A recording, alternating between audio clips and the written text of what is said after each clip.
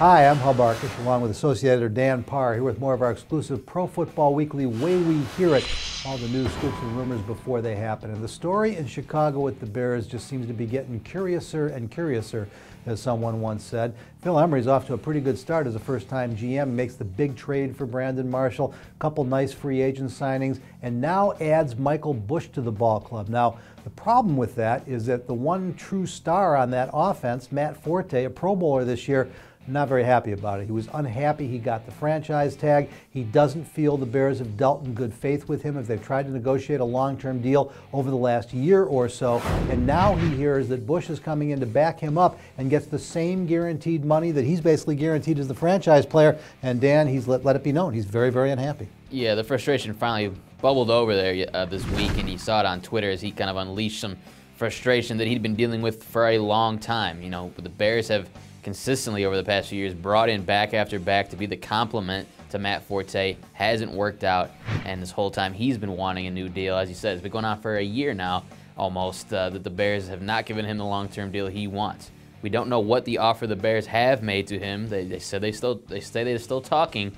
So until we know what that number is, it's hard to know how much empathy, how much sympathy do you give to Matt Forte for his situation right now. Well, and according to my sources, the highest guaranteed dollar he's been offered is around $13 or $14 million.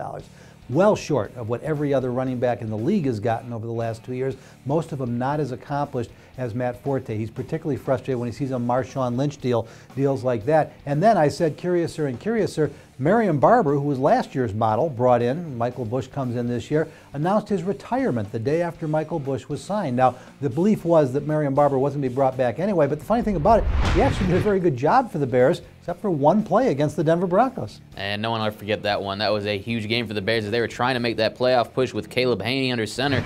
They lose that game. So now, yeah, we're back to Michael Bush and Matt Forte and potentially Khalil Bell, who's been tendered as a restricted free agent, being in the fold for the Bears next season. Matt Forte, you mentioned Marshawn Lynch contract, $17 million guaranteed for him.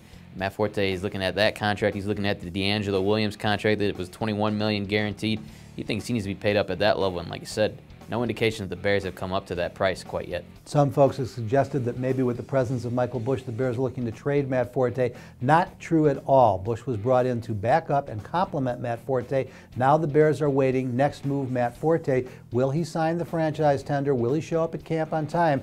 If you heard his tweet the day that Michael Bush was signed, you'd have to have very serious doubts. All is not well in Chicago Bearland, at least with their star running back. For more inside information and way we hear it, check back at ProFootballWeekly.com 24 hours a day, 7 days a week.